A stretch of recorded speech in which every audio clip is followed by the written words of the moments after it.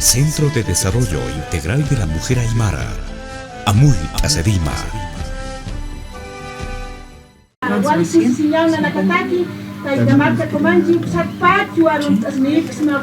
De esta manera, el Centro de Desarrollo Integral de la Mujer Aymara AMUY Asedima rehabilitó la señal de Radio Huñaijata en los 1490 de amplitud modulada para sensibilizar, informar y promover el reconocimiento y ejercicio de los derechos de mujeres, jóvenes y pueblos indígena originario campesinos.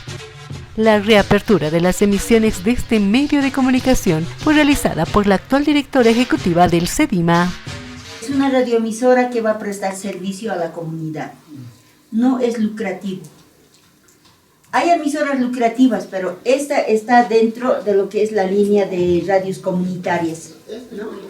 Entonces, en ese marco, nosotros vamos a trabajar acá, pero con la participación activa de ustedes, de las organizaciones sociales y las autoridades del gobierno municipal de Comanche.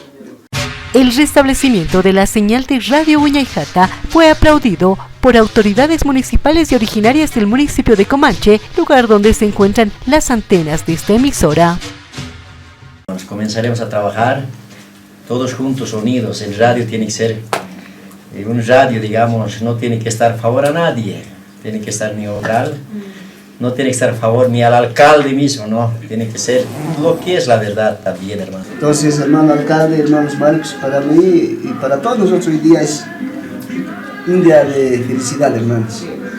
Huñaijata es una emisora comunitaria destinada a difundir el pensamiento propio de la mujer aymara a través de la difusión de mensajes educativos y la producción de programas de información y reflexión.